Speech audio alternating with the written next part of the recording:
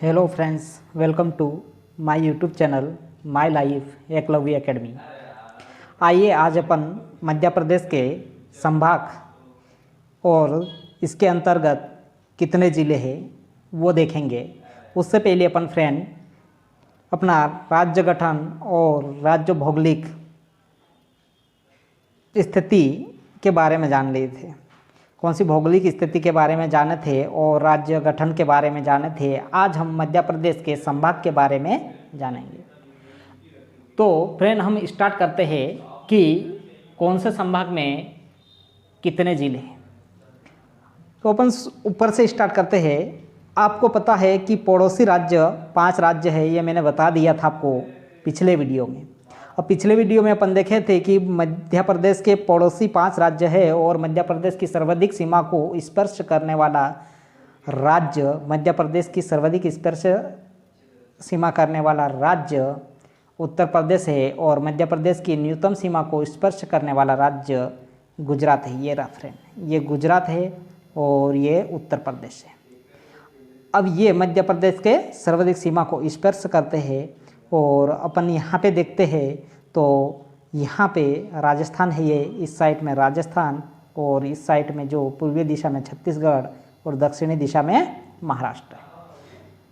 तो आइए अब हम आगे देखते हैं कि चंबल संभाग क्या बोल रहा फ्रेंड में। चंबल संभाग का मुख्यालय मुरैना है। कौन है फ्रेंड? मुरैना। चंबल संभाग का मुख्यालय कौन है? मुरैना। चंबल संभाग ये रहा और इसका मुख्यालय जो है वो कहाँ है? मुरैना में है। मुरैना, ठीक है फ्रेंड, आपको याद रहेगा चंबल संभाग का मुख्यालय मुरैना है और इसके अंतर्गत कितने ज़िले आते हैं फ्रेंड? 3 ज़िले आते हैं। कितने ज़िले आते हैं? 3 ज़िले आते हैं। आपको ध्यान रखना है कि मुरैना के अंतर्गत 3 ज़िले आते हैं और वो 3 ज़िले हैं फ्रेंड, मैं बता देता आपको, आप नोट करते चलना।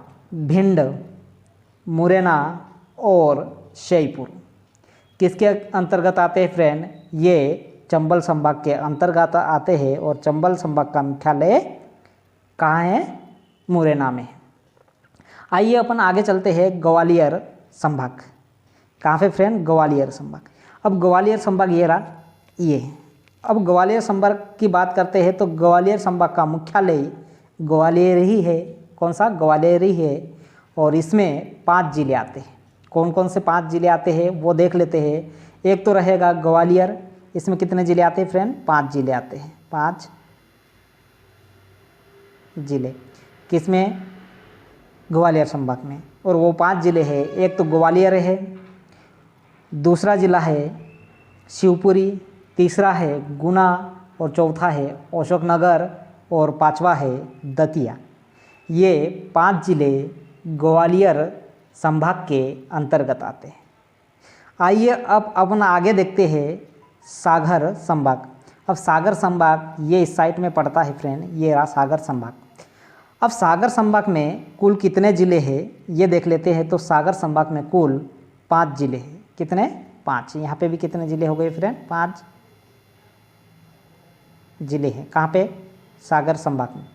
अब सागर संभाग में 5 ज़िले हैं, वो कौन कौन से ज़िले हैं अपन देख लेते हैं। जब आपको एक में ज़िले वाला मैप इसके बाद अटैच करके दे दूंगा तो आप देख लेना कि ज़िले में कौन कौन से संभाग में कितने ज़िले हैं। तो यहाँ पे अपन देखते हैं जो सागर का क्षेत्र यहाँ से यहाँ तक का घेरा हुआ है, ये लाइनिंग दिख रही है, ये 5 ज़िले इसके अंतर्गत आते हैं। तो सागर संभाग का मुख्यालय है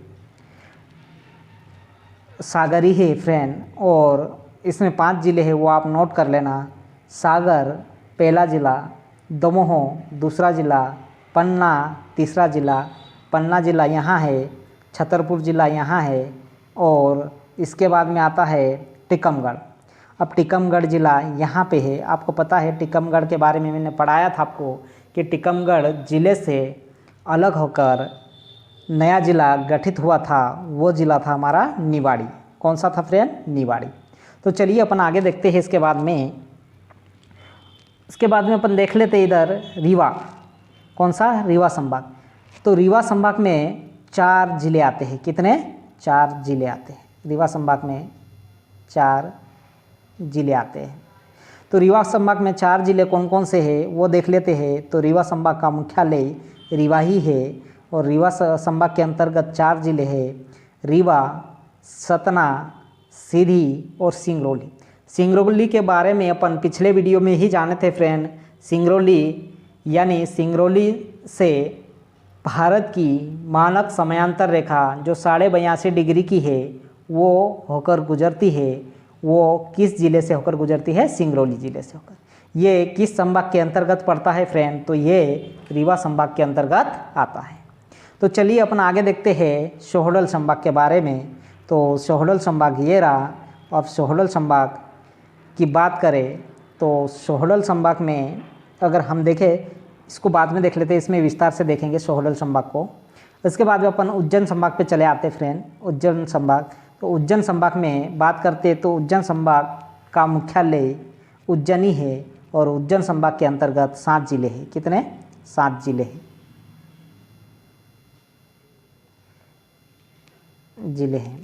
कितने? 7 जिले हैं। अब 7 जिले कौन कौन से हैं इसके अंतर्गत वो देख लेते हैं अपन। उज्जैन संभाग के अंतर्गत 7 जिले हैं। एक तो ये उज्जैनी खुद रहेगा। उसके बाद दूसरा जिला है उज्जैन संभाग के अंतर्गत देवास है। देवास यहीं पड़ता है। देवास के बाद यहाँ आ जाता है फ्रेंड, इसके बाद आपके उज्जैन संभाग में देवास के बाद आता है शाजापुर। शाजापुर इस स्थिति में पड़ता है। शाजापुर यहाँ आता है। शाजापुर के बाद आगरमालवा। आगरमालवा यहाँ स्थित है फ्रेंड। आगरमालवा यहाँ स्थित है। और आगरमालवा के बाद रतलाम। रतलाम यहाँ जगह पे है फ्रेंड, यहाँ पे। रतलाम के बाद मंदसौर। मंदसौर यहाँ है। और उसके बाद में नीमच। नीमच इस हिस्से में है। आप देख लेना ये 7 जिले हैं, ठीक है। अब 7 जिले कौन से संभाग में है? उज्जैन संभाग में। आगे चलते हैं अपन भोपाल संभाग की बात करते हैं। तो भोपाल संभाग में जाते हैं तो भोपाल संभाग का मुख्यालय भोपाल ही है और भोपाल संभाग में 5 जिले हैं। भोपाल संभाग के अंतर्गत कितने? 5 जिले हैं। इसमें भी 5 जिले आते हैं। अब 5 जिले कौन कौन से हैं वो देख लेते हैं भोपाल संभाग के अंतर्गत। आप नोट करते जाना। एक तो ये भोपाल खुद रहेगा, दूसरा रहेगा सीहोर। अब सीहोर यहाँ की जगह है। सीहोर की बात करें फ्रेंड तो 1 नवंबर 1956 में मध्य प्रदेश की राजधानी भोपाल बनाई गई थी, पर भोपाल राजधानी का जिला मुख्यालय सीहोर था। कौन था? सीहोर था। अब ये भोपाल संभाग के अंतर्गत सीहोर हो गया। क्या हो गया फ्रेंड? भोपाल संभाग के अंतर्गत सीहोर हो गया। सीहोर हो गया। अब आइए अपन आगे देखते हैं। सीहोर यहाँ पे है और भोपाल संभाग के अंतर्गत सीहोर, रायसेन इस साइड में पड़ता है। और रायसेन के बाद राजगढ़ फ्रेंड यहाँ पड़ता है। ये हिस्से में राजगढ़ आता है। और राजगढ़ के बाद विदिशा यहाँ स्थित है। आप देख लेना, आपको मैं यहाँ बता रहा हूँ, आप देख लेना विदिशा कहाँ है और आपके मैप में जब आप देखेंगे तो आपको पता चल जाएगा। तो इस प्रकार अगर अपन देखें आगे तो इसके बाद अपन देखते हैं इंदौर संभाग। भोपाल संभाग हो गया, इसके बाद में अपन देखेंगे इंदौर संभाग। तो अपन इंदौर संभाग की बात करते हैं तो इंदौर संभाग का मुख्यालय इंदौरी है। इंदौर संभाग का मुख्यालय इंदौर है और क्षेत्रफल की दृष्टि से दूसरा सबसे बड़ा संभाग है। क्षेत्रफल की दृष्टि से दूसरा सबसे बड़ा संभाग है कौन? इंदौर संभाग। अब आइए अपन देखते हैं कि इंदौर संभाग में कौन कौन से जिले आते हैं। तो इंदौर संभाग में 8 जिले आते हैं। कितने? 8 जिले आते हैं। वो 8 जिले कौन कौन से आते हैं ये जान लेते हैं। तो इंदौर में इंदौरी एक जिला होगा। कौन होगा? ये इंदौरी एक जिला होगा। इंदौर के बाद दूसरा है धार यहाँ जगहों पे स्थित है फ्रेंड। और झाबुआ ये है और झाबुआ मध्य प्रदेश का सबसे पश्चिमी जिला भी है, आप ध्यान रखना। झाबुआ यहाँ स्थित है। और अलीराजपुर ये जगहों पे स्थित है। अलीराजपुर के बाद फ्रेंड पश्चिमी निमाड़ खरगोन, तो पश्चिमी निमाड़ खरगोन यहाँ पे है। और पूर्वी निमाड़ खंडवा, तो पूर्वी निमाड़ खंडवा यहाँ है। और उसके बाद में आ जाता है फ्रेंड पूर्वी निमाड़ खंडवा। उसके बाद आ जाता है ब्रह्मपुर, तो ब्रह्मपुर यहाँ है निचले हिस्से में, और ब्रह्मपुर के बाद आता है ब्रह्मपुर और बड़वानी, बड़वानी यहाँ पे है। तो आपने देखा ये इंदौर संभाग में 8 ज़िले हैं, तो 8 ज़िले के बारे में आपको मैंने बताया कि कहाँ कहाँ कौन कौन सा ज़िला है। आइए अपन आगे देखते हैं। उसके बाद में आ जाता है नर्मदापुरम। नर्मदापुरम ये वाला, ये कौन सा है? नर्मदापुरम। कौन सा? नर्मदापुरम। उसका पुराना नाम था फ्रेंड नर्मदापुरम का होशंगाबाद था। अब नर्मदापुरम की बात करते हैं तो नर्मदापुरम का मुख्यालय होशंगाबाद ही है। कौन सा है? होशंगाबाद है। और इसके बारे में थोड़ा चर्चा कर लेते हैं। अगस्त 2008 में होशंगाबाद संभाग का नाम बदलकर नर्मदापुरम कर दिया गया था। कब? 2008 को होशंगाबाद संभाग का नाम बदलकर नर्मदापुरम कर दिया था, और इसका जो नर्मदापुरम का मुख्यालय है तो वो है होशंगाबाद में। ये आपको ध्यान रखना है। मुख्यमंत्री ने होशंगाबाद संभाग का नाम 15 फरवरी 2006 में बदलकर नर्मदापुरम करने की घोषणा की थी। कब? 15 फरवरी 2006 में बदलकर नर्मदापुरम करने की घोषणा की थी, परंतु ऐसा नहीं हो पाया और उसे अगस्त 2008 में होशंगाबाद संभाग का नाम नर्मदापुरम करा। यानी कितने साल बाद? 2 साल बाद। इसके साथ में बैतूल ज़िले को शामिल किया गया। इसके साथ में कौन से बैतूल ज़िले को शामिल किया गया? और बैतूल ज़िले से पहले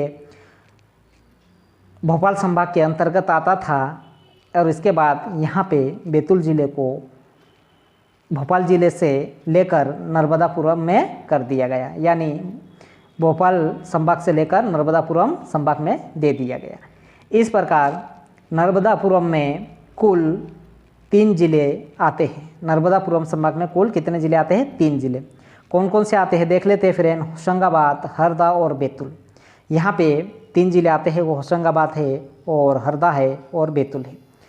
अब आइए अपन आगे देखते हैं। इसके बाद में जबलपुर संभाग। कौन सा? जबलपुर संभाग, ये वाला।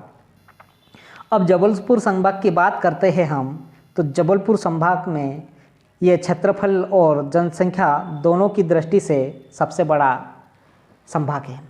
किसका? क्षेत्रफल की दृष्टि से और जनसंख्या की दृष्टि से सबसे बड़ा संभाग है। तो आइए इसके बारे में जान लेते हैं अपन कि जबलपुर संभाग में 8 ज़िले आते हैं। कितने? 8 ज़िले आते हैं। जबलपुर संभाग में कितने? 8 ज़िले आते हैं। तो आइए आप ध्यान रखना कि अगर एग्जाम में पूछ ले क्षेत्रफल की दृष्टि से सबसे बड़ा संभाग कौन सा है, तो आपको याद रहना चाहिए जबलपुर। कौन सा है फ्रेंड? जबलपुर। तो ये क्षेत्रफल की दृष्टि से सबसे बड़ा ज़िला है और जनसंख्या की दृष्टि से भी सबसे बड़ा ज़िला, ये संभाग है, सॉरी, क्षेत्रफल की दृष्टि से सबसे बड़ा संभाग जबलपुर है और जनसंख्या की दृष्टि से सबसे बड़ा संभाग जबलपुर है। तो ये आपको ध्यान रहना चाहिए। और जबलपुर के अंतर्गत 8 ज़िले आते हैं। कितने? 8 ज़िले आते हैं। आपको याद रहना चाहिए क्षेत्रफल की दृष्टि से, क्षेत्रफल की दृष्टि से सबसे बड़ा है ना, सबसे बड़ा संभाग, और जनसंख्या की दृष्टि से भी सबसे बड़ा संभाग है। तो आइए अपन देखते हैं इसके बारे में। तो कौन कौन से ज़िले इसके अंतर्गत आते हैं? तो इसके अंतर्गत आते हैं फ्रेंड 8 ज़िले हैं, वो मैं बता रहा हूँ, आप नोट करते चलना। जबलपुर एक तो खुद वही ज़िला आ जाएगा जो संभाग है वो, कटनी, नरसिंहपुर, छिंदवाड़ा। अब छिंदवाड़ा की बात करते हैं फ्रेंड, तो मध्य प्रदेश का क्षेत्रफल की दृष्टि से सबसे बड़ा ज़िला छिंदवाड़ा है। सिवनी, डिंडोरी, मंडला और बालाघाट। अब बालाघाट की बात करते हैं तो मध्य प्रदेश का सर्वाधिक लिंग अनुपात वाला ज़िला बालाघाट है। कौन सा? बालाघाट है। आप ध्यान रखेंगे। चलिए अब अपन आगे चलते हैं शहडोल पे। कौन सा संभाग? ये वाला शहडोल संभाग पे चलते हैं। ये वाला शहडोल संभाग। तो यहाँ पे शहडोल संभाग की बात कर रहा हूँ। शहडोल संभाग का गठन 14 जून 2008 में हो गया था। कब? 2008 को शहडोल संभाग मध्य प्रदेश का 10वां संभाग बना था।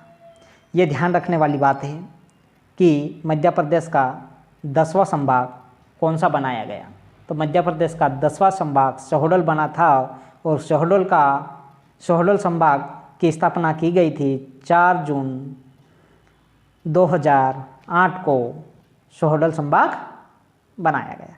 उससे पहले 2008 में 2 नए संभाग बनाने की घोषणा शासन ने की थी, पर ऐसा नहीं हुआ। उसमें से एक ही संभाग बना और उसमें 2 संभाग थे घोषणा करते वक्त, वो था एक छिंदवाड़ा और एक शहडोल। अब शहडोल तो बन गया, बाकी है 11वां संभाग बनने में छिंदवाड़ा है। ध्यान रखना आप, 11वां संभाग बनने में बाकी है छिंदवाड़ा।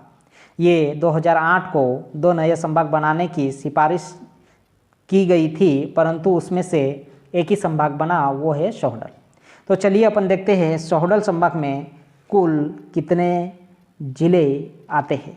तो शहडोल संभाग में कुल ज़िले आते हैं फ्रेंड, यहाँ पे 3 ज़िले आते हैं। शहडोल संभाग में कुल 3 ज़िले आते हैं। वो कौन कौन से ज़िले हैं? तो इसमें शहडोल एक तो खुद है और 2 अन्य ज़िले हैं। एक खुद ज़िला है, उसके बाद 2 अन्य ज़िले हैं। वो ज़िले देख लेते हैं अपन, उमरिया और अनूपपुर। ये उमरिया यहाँ है और अनूपपुर यहाँ है फ्रेंड। शहडोल तो यहीं है। अब इसकी बात अपन कर रहे थे तो शहडोल और उमरिया ये हो गए, और क्षेत्रफल की दृष्टि से दूसरे नंबर पर संभाग की बात करें तो इंदौर है, और क्षेत्रफल की दृष्टि से सबसे बड़ा संभाग की बात करें तो क्षेत्रफल और जनसंख्या की दृष्टि से जबलपुर संभाग मध्य प्रदेश का सबसे बड़ा है। तो आइए फ्रेंड, आज अपन यहीं अपने मध्य प्रदेश के संभाग के बारे में जानें, और आज अपन इतना ही वीडियो कंप्लीट करते हैं। और अपन आने वाले वीडियो में अब हम देखेंगे, आने वाले वीडियो में फ्रेंड वो रहेगा आपका मध्य प्रदेश के प्राकृतिक विभाग। तो आपको ध्यान रखना है, अब आप वर्तमान में 10 संभाग है और 52 जिले हैं। ये मैंने बता दिया था पिछले वीडियो में। अगर जो मेरे यूट्यूब चैनल से नया जुड़ा हुआ है वो पिछला वीडियो देख ले, वहाँ आपको विस्तार से पढ़ाया गया है और विस्तार से बताया गया है। और अपन अगले वीडियो में देखेंगे फ्रेंड मध्य प्रदेश के प्राकृतिक विभाग कौन कौन से हैं, ठीक है। और उसके बाद में अपन वीडियो बंद करते करते मैं एक और आपको बात बता रहा हूँ। मध्य प्रदेश का नामकरण ऐतरेयन ब्राह्मण में भी वर्णित किया गया है, जिसमें मध्य प्रदेश का ऐतरेयन ब्राह्मण में भी मध्य प्रदेश का वर्णन किया गया है। फ्रेंड आप ये ध्यान रखेंगे। और मध्य प्रदेश भारत का सबसे बड़ा भू अवशिष्ट राज्य है। कैसा है? भू अवशिष्ट राज्य है। मध्य प्रदेश का सबसे बड़ा भू अवशिष्ट राज्य है। और दूसरा है, भूवैज्ञानिक दृष्टि से मध्य प्रदेश सर्वाधिक प्राचीन गोंडवाना लैंड का भाग है। किसका? भूवैज्ञानिक दृष्टि से मध्य प्रदेश सर्वाधिक किस लैंड का भाग है? तो अपन बताएंगे फ्रेंड, आपको याद रहना चाहिए, प्राचीन गोंडवाना लैंड का भाग है। गोंडवाना लैंड में पड़ता है मध्य प्रदेश हमारा। तो आइए अपन आज का वीडियो यहीं ख़त्म करते हैं। और मेरा वीडियो अच्छा लगा तो आप मेरे वीडियो को सब्सक्राइब ज़रूर कर लेना और अपने फ्रेंड के साथ शेयर ज़रूर कर देना, लाइक कर देना फ्रेंड। जय हिंद, जय भारत।